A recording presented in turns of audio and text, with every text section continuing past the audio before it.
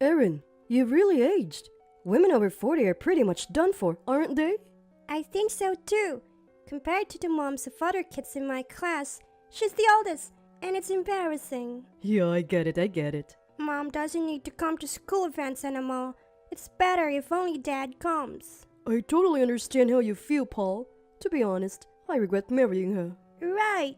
Recently, my husband Joseph and our son Paul have been having these kinds of conversations right in front of me. I am Erin, 42 years old. I live with my husband, who's 5 years younger than me, and our 10-year-old son.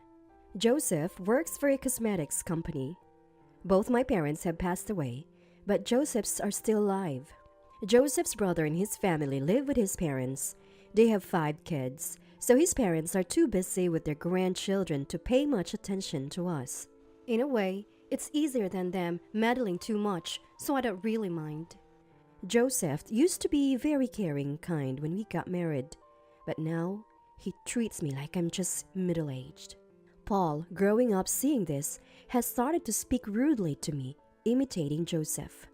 No matter how much I scold him, he doesn't listen because Joseph just laughs it off. But Dad says it's good to be honest about everything. It's not nice to say things that hurts others. Didn't your teacher scold you recently for that? Paul recently made a girl in his class cry by calling her ugly. I had just been contacted and scolded by his teacher about it. It happens too often. I blame his father, who never scolds him. They're truly like father, like son. But Paul is only 10.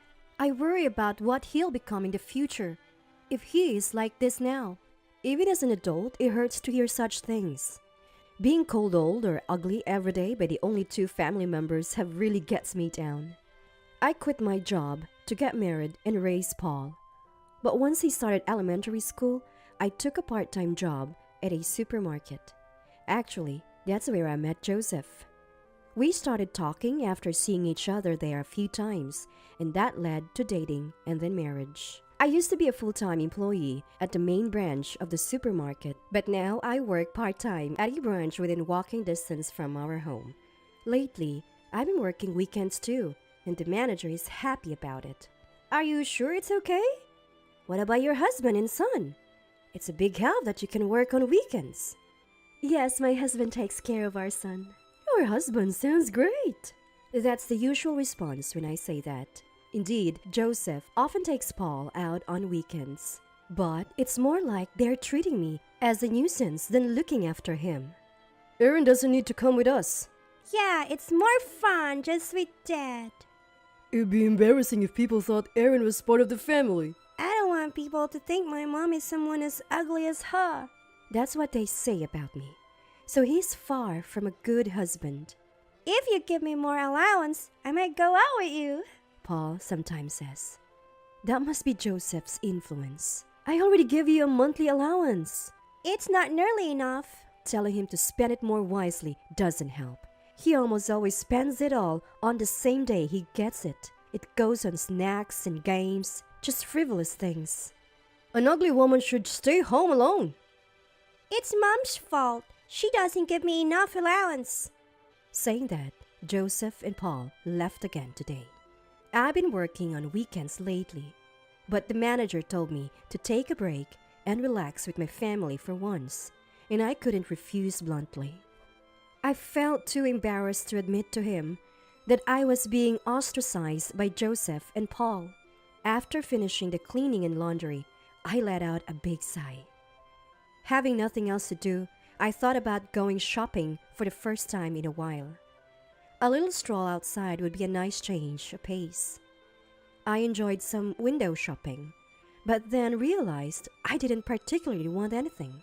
Before I knew it, I found myself in front of a restaurant we used to visit often when Paul was still in preschool.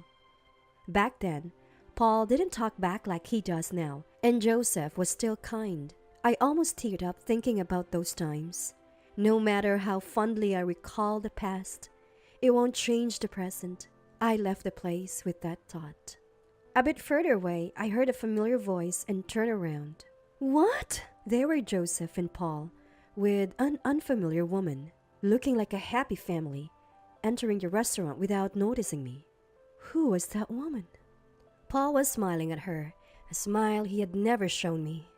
Back home, the image of Paul's smile kept flashing in my mind. Their close behavior didn't seem like they had just met yesterday. Had Joseph and Paul been meeting that woman on their outings? Then the worst thought crossed my mind. Was she Joseph's? When Joseph and Paul returned home that night, they acted as usual. I guess meeting that woman had become routine for Paul, so I decided to ask Paul first, wanting to know what Joseph told him about her. Hey, Paul, I saw you with Dad and a woman I don't know yesterday. Who is she? Ah, you saw? She's much prettier than Mom, right? Dad's friend? No, she's Dad's girlfriend. What? That's what Dad said. He told me to keep it a secret from you, Mom. But now that you've seen it, can't help it. If you were as pretty as her, I'd have gone out with you too. I was speechless at Paul's words, smiling, and shocked that Joseph had brazenly introduced his affair to Paul. I couldn't pretend not to know anymore. That night, I confronted Joseph with what I saw and what Paul said, planning to discuss it away from Paul, but Joseph said there was no need to hide it since Paul knew everything already. So we talked in the living room. Paul sat on a kitchen chair, silently listening. I had no choice but to ask about the woman. Joseph admitted to the affair without hesitation. I was actually thinking of talking about it soon. What do you mean? Layla is crazy about me and desperately wants to marry me. To do that, I need to divorce you. Layla is 12 years younger than you, Aaron. She's 30 and beautiful. Anyone would say she's the better choice, right? But taking your child to meet your mistress? What are you thinking? I thought it'd be better for Paul to get used to his new mom. What? Hey, Paul, what do you want? To live with this woman? Or your new mom? Which one? I obviously want to live with Dad and my new mom. The nuisance should just leave. Paul! I felt like being hit in the head with a hammer. I never thought Paul would say such things to me. But this house was left to me by my father. I have no reason to leave. I was about to say that when Joseph spoke first. Paul, this house was built by Mom's dad. So if we divorce, we won't live here anymore. Is that so? But Paul, do you want to live here? In this old-fashioned shack? What will we do then? We have the new Mom's house. We can live in that beautiful apartment? That's right. That will be better for Paul, wouldn't it? Of course. So old Mom and the old house, we don't need them anymore. You got it, Paul, just like my son. Joseph's mistress had apparently lost her parents too, but she owned a beauty salon with her inheritance and was quite well off. Joseph had become close to her after making a deal to supply his company's cosmetics to her salon, and he was planning to quit his job and become an executive at her salon after divorcing me and marrying her. I was astonished that things had progressed that far. If Paul prefers Joseph's mistress over me, there's nothing I can do. I agreed to the divorce, exhausted and without the will to hold back. Of course, I demanded alimony, but Joseph just laughed. If it can be settled with money, it's cheap. Layla will pay. This way, I can finally be free of you, Aaron. Paul laughed alongside Joseph. After I signed the divorce papers, Joseph and Paul left looking happy. Watching them go, I felt my heart growing colder. Had I become such a boring person that they could look down on me like this? I thought I had tried my best for Joseph and Paul. Feeling pathetic that this was the result, I decided to forget them. There was no point in staying down. It was foolish to waste any more of my life for them. I was glad I had a part-time job. Having a place to work felt incredibly reassuring. And 3 months after the divorce, I was offered a full-time position. I was so happy. Discarded like trash by Joseph and Paul, finding a place that recognized and needed me was a relief. I decided to work hard and live my life seriously. 5 years passed, and one day, my doorbell rang insistently. When I rushed to answer, two shabby men were standing there. At first, I thought they were beggars, but who would beg at someone's house these days? Then the younger man said, "Mom, I've missed you." "Who are you?" "It's me, Paul." "I've missed you too, Aaron." It was Joseph and Paul. They had become thin, haggard, and unkempt, completely different from 5 years ago. Paul, who was 10 then, was now 15, a ninth grader. Teenagers grow fast. I wouldn't have recognized him under normal circumstances, but why were they here now, looking like this? "The house has really changed. It's so impressive now. Aaron, where did you hide all this money?" "That's none of your business." "Hey, let's get back together." "What nonsense are you talking about?" Apparently, they had tried to rely on Joseph's family, but 5 grandchildren, the eldest in college, it was the most financially demanding time for them. They couldn't afford to help and didn't want to be burdened by Joseph and Paul, so they were turned away. "Mom, help me." "What? Who's your mom?" "Mom, don't you recognize me? It's Paul. Have you forgotten your own son?" "Well, I don't know. As I said before, I don't have a son. Did you need something?" "Aaron, are you still holding a grudge about what happened 5 years ago? It's all in the past, isn't it?" "The past?" "Deep down, you wanted us to come back, right? You've been waiting, haven't you?" Hearing this, I realized that I had barely thought of them at all over these 5 years. They had already become strangers to me. "Aren't you happily remarried to that young, wealthy woman?" "Can't you see how far we looked at? That's not the case." Even if he said that, it was none of my concern. I had no interest in their appearance or situation. Then, perhaps seeking sympathy, Joseph began to cry and talk. He explained how Lila's beauty salon had gone bankrupt in its 3rd year, how they were being sued because they've taken high payments for treatments in advance, and how there were unpaid wages and lawsuits from former employees. He kept talking, unasked. Layla was working nights, but blamed Joseph for not doing enough sales, forcing him to work part-time at a grocery store and as a day laborer at construction sites to pay off debts. Paul was burdened with all the household chores, allowed only 1 meal a day, and told to drop out and work. "So what? How is any of that my concern?" "Help us! Layla hasn't been home for a week. All my earnings go to debt payments, and without Layla's income, we have nothing to eat." "I don't care about your problems." "I always preferred you to her.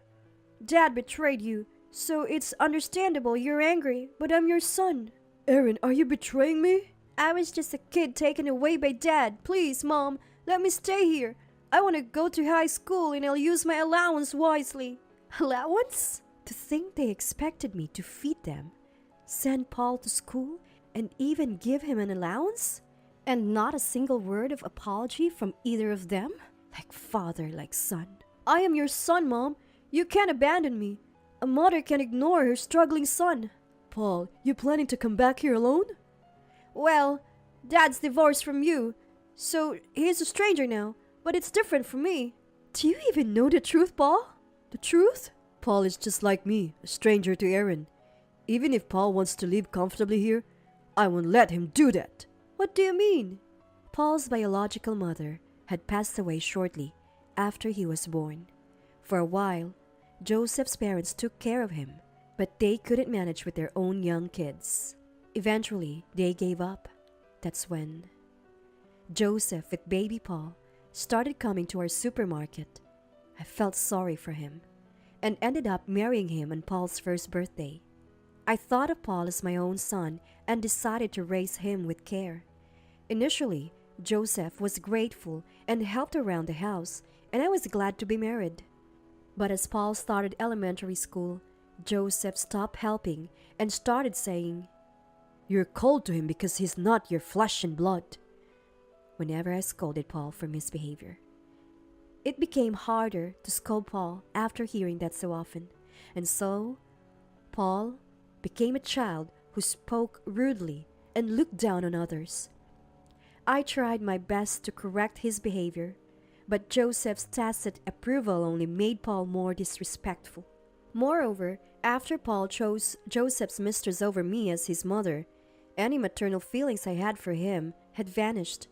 That's why I felt no sympathy for Paul now, pleading for help while arguing with Joseph. I realized I could never be his mother. Maybe we were never that close after all. Some families are close despite not being blood related, but I couldn't be that way. And I didn't want to become his mother again. That was my honest feeling, and there was nothing I could do about it. Can you two, who are unrelated to me, stop standing in front of my house in such a shabby state? It's a nuisance, so please leave. That's harsh. What if at that time? What?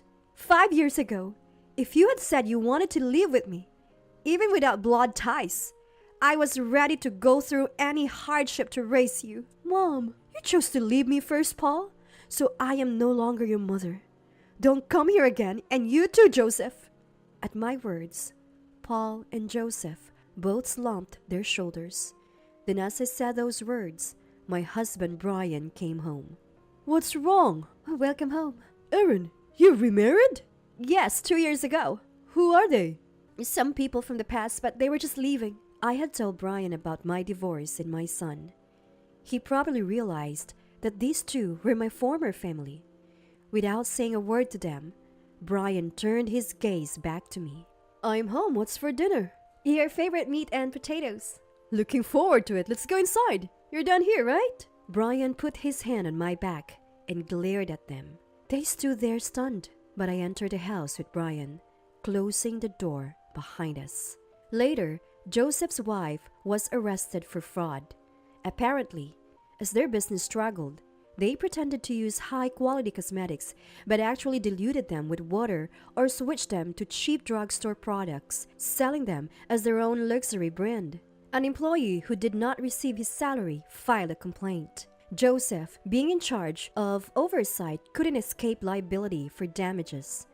Paul, though he graduated from middle school, didn't go to high school and was working part-time somewhere. Joseph came asking for money, but of course, I turned him down. Brian is a department head at the supermarket's headquarters. Brian, too, is remarried. His previous wife passed away from illness 3 years into their marriage. Over 20 years ago, they had no children. I think I wouldn't have remarried if Brian had children. It's not because I dislike parenting. I couldn't properly raise the only child I had. I didn't get to see him grow up. That's why I thought I couldn't be a mother again. Brian understands my feelings. When I said I wanted to live in the house left by my parents, he agreed and renovated it for us. He's always thoughtful and kind, and I want to stay by his side forever.